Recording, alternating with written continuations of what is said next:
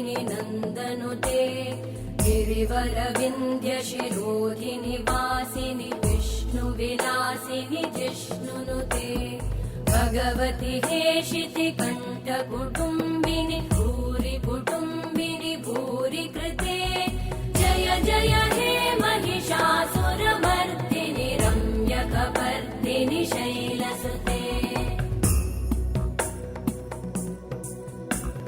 सुरवरवर्षिणि दुर्धरधर्षिणि दुर्मुखमर्षिणि हर्षरते त्रिभुवनपोषिणि शङ्करतोषिणि कल्मषमोषिणि घोषरते तनुजनिरोषिणि दिविसुतरोषिणि दुर्मदशोषिणि सिन्धुसुते जय जय हे महिषासुरमर्दिनि रम्यकपर्दिनि शैलसुते अयि जगदम्ब मदम्ब कदम्ब वनप्रियवासिनि हासरते शिखरि शिरोमणि तुङ्ग हिमालय शृङ्गनिजालय मध्यगते मधु मधुरे मधुकैटभगञ्जिनि कैटभभञ्जिनि रासरते जय जय हे महिषासुरमर्दिनि ഇന്നു വരെ ഒരമ്പലത്തിലും ക്ഷേത്ര കമ്മിറ്റിയുടെ പ്രസിഡന്റായിട്ട് ഒരു പെണ്ണിന്റെ പേര് ഞാൻ കണ്ടിട്ടില്ല. ആദ്യമായി ഞാൻ കാണുന്നത് ഏഴംകുളം ദേവീക്ഷേത്രത്തിലെ പ്രസിഡന്റ് ആരാന്നറിയാമോ? രാധാമണിയാണ്. ഞാൻ നിങ്ങളെ അഭിനന്ദിക്കുന്നു. സന്തോഷമായി. കണ്ടോ, ഇങ്ങനൊന്നും ഞാൻ വേറെ എവിടെയും കണ്ടിട്ടില്ല. ഓണാഘോഷ കമ്മിറ്റിയാണോ? എല്ലാം ആണുങ്ങൾ. ക്ലബാണോ? എല്ലാം പുരുഷന്മാർ. അമ്പല കമ്മിറ്റിയാണോ? എല്ലാം പുരുഷന്മാർ. പ്രസിഡന്റ് സ്ഥാനത്ത് ഒരു സ്ത്രീയെ വെച്ചതുകൊണ്ട് വളരെ ഞാൻ ഇഷ്ടപ്പെടുന്നു, ഞാൻ അഭിനന്ദിക്കുന്നു, മുക്തകണ്ഠം പ്രശംസിക്കുന്നു. കേരളത്തിൽ ഒരു ക്ഷേത്രത്തിൽ ഞാൻ കണ്ടിട്ടില്ല. സെക്രട്ടറിമാരായിട്ട് പെണ്ണിനെ വെച്ചിട്ടുണ്ട്, പ്രസിഡന്റായിട്ട് വെക്കൂല. അതാണ് കണ്ടോ, ഇതൊരു ദേവീക്ഷേത്രമാണ്. സ്ത്രീയുടെ പ്രാധാന്യം പഠിപ്പിച്ച സംസ്കാരമാണ് ഭാരതത്തിൽ. നമ്മുടെ ചക്കുളത്തുകാവിലെ വർഷം തോറും 1-2 തവണ രാധാകൃഷ്ണൻ നമ്പൂതിരി എന്നെ വിളിച്ചുകൊണ്ട് അവിടെ പ്രസംഗിപ്പിക്കാറുണ്ട്. അവിടെ പൊങ്കാല നടക്കുന്ന സമയത്ത് നാരീ പൂജ നടത്തും രാധാകൃഷ്ണൻ നമ്പൂതിരി. നമ്മുടെ ഭാരതത്തിന്റെ സംസ്കാരം നോക്കണം. നാരീ പൂജയുള്ള ലോകത്തിലെ ഏക സ്ഥാനം ഭാരതമാണ്, വിശിഷ്യ കേരളമാണ്. രാധാകൃഷ്ണൻ നമ്പൂതിരി നാരീ പൂജയ്ക്ക് തിരഞ്ഞെടുക്കുമ്പോൾ ആ ഇരുത്തുന്ന പെണ്ണ് വൃദ്ധയാകാം, ചെറുപ്പക്കാരിയാകാം, രാഷ്ട്രീയക്കാരിയാകാം, സിനിമാ നടിയാകാം, സീരിയലുകാരിയാകാം, കൊച്ചുകുട്ടിയാകാം, ആരുമാകാം. പേരുകളിട്ട് നറുക്കിട്ടാണ് എടുക്കുന്നത്. ആ നറുക്കിട്ടൊരു പെണ്ണിനെ എടുത്തു കഴിഞ്ഞാൽ അവരെ പൂജിക്കാണ് രാധാകൃഷ്ണൻ നമ്പൂതിരി. കഴിഞ്ഞ മാസം ഈ നെടുമങ്ങാട് ഒരു സപ്താഹത്തിന് പ്രസംഗിക്കാൻ പോയി. ഞാൻ പ്രസംഗിക്കുന്നതിൻ്റെ പിറ്റേ ദിവസം രുക്മിണി സ്വയംവരമാണ്. അപ്പോൾ ആചാര്യൻ പറഞ്ഞു രുക്മിണിയും കൃഷ്ണനെയും നറുക്കിട്ടെടുക്കണം. പിറ്റേന്ന് കല്യാണം ചടങ്ങ് നടത്തുമല്ലോ. അപ്പം ഞറുക്കിട്ട് കുറേ പിള്ളേരുടെ പേരെഴുതിയിട്ടിട്ട് ഞറുക്കിട്ടപ്പോൾ രുക്മിണിയും തിരഞ്ഞെടുത്തു, ശ്രീകൃഷ്ണനായിട്ട് അഭിനയിക്കേണ്ട കുട്ടിയെയും തിരഞ്ഞെടുത്തപ്പോൾ ഒരു വിധി വൈപരീത്യം കേൾക്കണോ? രുക്മിണിയായിട്ട് തിരഞ്ഞെടുത്ത പെണ്ണിന് ഏതാണ്ട് 5.5 അടി ഉയരം വരും. കൃഷ്ണനായിട്ട് തിരഞ്ഞെടുത്ത ചെറുക്കനോ 3 അടി ഉയരമേ ഉള്ളൂ. വലിയ രുക്മിണിയും കൊച്ചു കൃഷ്ണനും. ഞാൻ പറഞ്ഞത് ഭഗവാന്റെ ഒരു ലീലാവിലാസമാണ്. കാലം അങ്ങനെ ആയതുകൊണ്ട് കാണിച്ചു തന്നതാ. ഇപ്പൊ പെണ്ണിനാ വളർച്ച കൂടുതലാണ്, അതിന്റെ താഴെയാണെന്ന് കാണിച്ചു തന്നതാന്ന് പറഞ്ഞു. മാത്രമല്ല റേഷൻ കാർഡ് പോലും ഇപ്പം വീട്ടമ്മമാരുടെ പേരിലായി. ഭാഗ്യം, നല്ലതാന്ന് തന്നെ എൻ്റെ അഭിപ്രായം. ഇതാ വരാൻ പോകുന്ന റേഷൻ കാർഡ് പുരുഷന്മാർ നമ്മുടെ കാര്യം പോക്കാ. നമുക്ക് ആകെ പിടിപാടുണ്ടായിരുന്ന റേഷൻ കാർഡാ, അതും കൂടെ അവർ കൊണ്ടുപോട്ടെന്ന് നന്നാകട്ടെ. പക്ഷെ കാർഡ് വരുന്നതിൽ സന്തോഷമാ. അതിന്റെ ഫാറം പൂരിപ്പിച്ചതാണ് പെട്ടുപോയത്. നമ്മളൊക്കെ പൂരിപ്പിച്ചു കൊടുത്തതാ, മറന്നുപോയോ? എൻ്റെ അമ്മോ, അതിൽ കുറെ വിഡ്ഢിച്ചോദ്യങ്ങൾ ഉണ്ടായിരുന്നു ആ റേഷൻ കാർഡിന്റെ ഫാറത്തില്. രണ്ടാമത്തെ ചോദ്യം എന്തായിരുന്നു അറിയാമോ? നിലവിലുള്ള ഗൃഹനാഥന്റെ പേര്. അത് ശരി. അപ്പൊ നിലവിലില്ലാത്ത ഗൃഹനാഥൻ വേറെ ഉണ്ടോ? നാലാമത്തെ കാലത്തിലൊരു ചോദ്യം, വീട്ടിലെ മുതിർന്ന സ്ത്രീയുടെ പേര്. ഒരു വീട്ടമ്മ പൂരിപ്പിച്ച് കൊണ്ടുവന്നപ്പോഴത്തേക്ക് മുതിർന്ന സ്ത്രീയുടെ പേര് എന്നുള്ളിടത്ത് അമ്മാവിയമ്മയുടെ പേരെഴുതി വെച്ചു. ഭർത്താവ് വന്നിട്ട് ചോദിച്ചു, എടീ നിന്റെ പേരെഴുതിൻ്റെ അടുത്ത് എന്തിനാടി എൻ്റെ അമ്മയുടെ പേരെഴുതിയത്? നിങ്ങൾ വായിച്ചു നോക്കും മനുഷ്യ. ചോദ്യം എന്താണെന്നറിയാമോ? മുതിർന്ന സ്ത്രീയുടെ പേരെന്നാ. നിങ്ങളുടെ അമ്മയാകുമ്പോൾ എല്ലാത്തിനും മുതിരും, ഞാൻ അങ്ങനെ മുതിരൂല, അതുകൊണ്ട് അവരെ പേരെഴുതി വെച്ചത്. ഒരു വീട്ടിൽ ഫാറം പൂരിപ്പിച്ചത് കൊച്ചുമകനാണ്, അമ്മുമ്മയാണ് ഗൃഹനായിക. എഴുതി വന്ന് അവസാനത്തിന്റെ മുകളിൽ നാലാമത്തെ കാലത്തിലെ ചോദ്യം ചെറുക്കൻ അമ്മൂമ്മയോട് ചോദിച്ചു, അമ്മൂമ്മയുടെ IFC കോഡ് എന്താന്ന്? ആ അമ്മൂമ്മ വിളിച്ചൊരു 5-8-10 ഭാഷ. മറ്റവനെ അപ്പൂപ്പനുണ്ടായിരുന്നപ്പോ എന്നോട് ആരും കോഡ് ഭാഷ പറഞ്ഞിട്ടില്ല, തോന്നിവാസം പറയുന്നോടാ അമ്മൂമ്മ ചൂലെടുത്ത് ഇറങ്ങിപ്പോടാന്നും പറഞ്ഞു. സ്വാമി വിവേകാനന്ദന്റെ ശബ്ദം കേൾക്കണോ? ഓക്കെ. ഇത്തവണത്തെ കുംഭഭരണിയുടെ ഏഴംകുളം ദേവീക്ഷേത്രത്തിലെ കുംഭഭരണിയുടെ എന്റെ സമ്മാനമായിട്ട് ഇത് തന്നെ ഇരിക്കട്ടെ. ആദ്യം ഒരു സ്ത്രീയാണ് സ്വാമി വിളിക്കുന്ന ശബ്ദമാണ് ആദ്യം കേൾക്കുന്നത്. അപ്പൊ സ്വാമിജി പ്രസംഗം തുടങ്ങുന്നു. 7000-ഓളം പ്രേക്ഷകരും 400-ഓളം മതപണ്ഡിതരുമുള്ള വേദിയിൽ ഇന്ത്യയിൽ നിന്ന് പോയ ഈ മനുഷ്യന് കൊടുത്തിരുന്നത് 5 മിനിറ്റാണ്. അവസാനം 1.5 മണിക്കൂർ പ്രസംഗിച്ചിട്ട് നിർത്താൻ സമ്മതിച്ചില്ല. ആദ്യം സ്വാമിയെ കണ്ടപ്പോൾ അവന്മാർക്ക് തീരെ പിടിച്ചില്ല. കാരണം കാഷായ വസ്ത്രം ധരിച്ച് ചെരുപ്പില്ലാതെയാണ് പോയിറങ്ങിയത്. 1.5 മാസം കപ്പലിൽ കിടന്ന് പനി പിടിച്ച്, അന്ന് ഫ്ലൈറ്റ് ഒന്നുമില്ല, വളരെ ദുരിതങ്ങൾ സഹിച്ച് ഭാരതത്തിന്റെ സംസ്കാരം ലോകത്തോട് വിളിച്ചറിയിക്കാൻ പോയതാണ്. ചെരുപ്പില്ലാതെ കണ്ടപ്പോൾ യൂറോപ്യൻസ് പറഞ്ഞു, കൺട്രി അൺകൂത്ത് ഫെലോ. അങ്ങനെയാണ് സ്വാമികളെ പറഞ്ഞത്. കൺട്രി അൺകൂത്ത് ഫെലോ, ചെരുപ്പില്ലാതെ വന്നിരിക്കുന്നു എന്ന്. അതേ യൂറോപ്യന്മാർ ഞാൻ ഇപ്പോ യൂറോപ്യൻ രാജ്യങ്ങളിൽ പോകുമ്പോൾ കാണാം, അവരെ മോർണിംഗ് വാക്കും ഈവനിങ് വാക്കും ചെരുപ്പില്ലാതെയാണ്. കാരണം കാൽപാദത്തിന്റെ അടിയുള്ള സയാറ്റിക് പ്ലക്സസ് മണ്ണിലും പുലിലും ഉരഞ്ഞാൽ അവിടുന്ന് നേരെ തലച്ചോറിലേക്ക് അതേ വൈബ്രേഷൻ കൊണ്ടെത്തിക്കും. ചെരുപ്പില്ലാതെ ഇപ്പൊ അവർ നടക്കുന്ന രാവിലെ. അന്ന് സ്വാമിയെ കളിയാക്കിയവന്മാര്. അത് കഴിഞ്ഞ് ലേഡീസ് ആൻഡ് ജെന്റിൽമാൻ കേട്ട സംസ്കാരം സ്വാമിജി അഭിസംബോധന ചെയ്തപ്പോൾ സാഗരഗർജനം പോലെ കരഘോഷമായിരുന്നു. ഇനി അത് കേട്ടിട്ട് ബാക്കി ഞാൻ വിശദീകരിച്ചു തരാം. കേട്ടോ.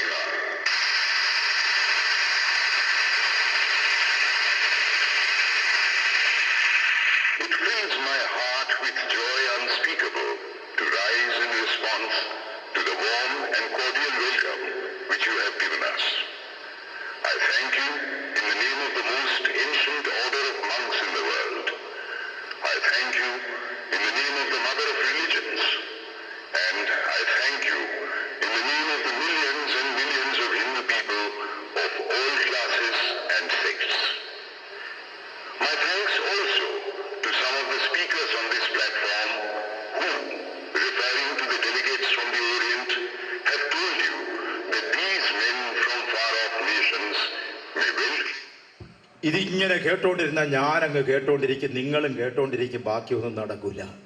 എന്തൊരു മനോഹരമായ ശബ്ദം, എന്തൊരു ഡെപ്ത്, എന്തൊരു ഇംഗ്ലീഷ്. ആ കാലത്ത് ഇംഗ്ലീഷ് ഭാഷ പഠിക്കുന്നവരൊന്നും ഇന്ത്യയിൽ ഉണ്ടായിരുന്നില്ല. സാഗരതുല്യമായ കയ്യടി. അതുകൊണ്ട് 2017 ഏഴംകുളം ദേവീക്ഷേത്രത്തിലെ കുംഭഭരണി ഉത്സവത്തിന് അടിയന്റെ സമ്മാനമാണ് സ്വാമി വിവേകാനന്ദന്റെ ഈ ശബ്ദം. അത് ഞാൻ സമ്മാനമായി തരുന്നു. കണ്ടോ, ഇവിടെ അദ്ദേഹം അഭിസംബോധന ചെയ്തത് എങ്ങനെയാ? അതാണ് രസം. സമയം പോകുന്നു, കച്ചേരി തുടങ്ങണം, അതുകൊണ്ട് ഞാൻ കൂടുതൽ നീട്ടുന്നില്ല. നമ്മളെല്ലാം കേട്ട് നമ്മളെ പഠിപ്പിച്ചു വെച്ചത് ബ്രദേഴ്സ് ആൻഡ് സിസ്റ്റേഴ്സ് എന്നാ. ബേലൂർ മഠത്തിൽ പോയി ഞാൻ ഈ പ്രസംഗം പകർത്തുന്നത് വരെ ഞാനും അങ്ങനെ തന്നെ പ്രസംഗിച്ചുകൊണ്ടിരുന്നത്. അത് കേട്ടപ്പോഴാ മനസ്സിലായത് സ്വാമികൾ അഭിസംബോധന ചെയ്തത് ബ്രദേഴ്സ് ആൻഡ് സിസ്റ്റേഴ്സ് എന്നല്ല, പിന്നെയോ സിസ്റ്റേഴ്സ് ആൻഡ് ബ്രദേഴ്സ്. അതാണ് പോയിന്റ്. സ്വാമി വിളിച്ചത് അങ്ങനെയാ, സിസ്റ്റേഴ്സ് ആൻഡ് ബ്രദേഴ്സ്. സ്ത്രീക്കാണ് പ്രാധാന്യം, സഹോദരിക്കാണ് പ്രാധാന്യം. അത് ഇന്ത്യയുടെ സംസ്കാരമാണ്.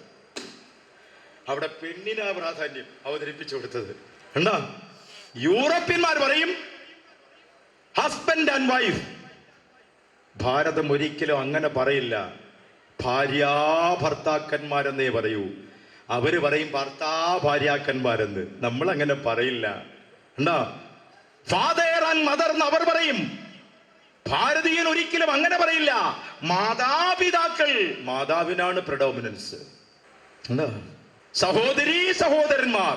ഭാര്യാഭർത്താക്കന്മാർ, കാമുകീ കാമുകന്മാർ, മാതാപിതാക്കൾ, എല്ലാത്തിലും സ്ത്രീക്കാണ് പ്രാധാന്യം. അർത്ഥനാരി പിന്നെ ഈശ്വരൻ. നാരി കഴിഞ്ഞേ ഉള്ളു ഈശ്വരൻ. എന്താ അർത്ഥ ഈശ്വരനാരി എന്നല്ല പറയുന്നത്, അർത്ഥനാരി ഈശ്വരൻ.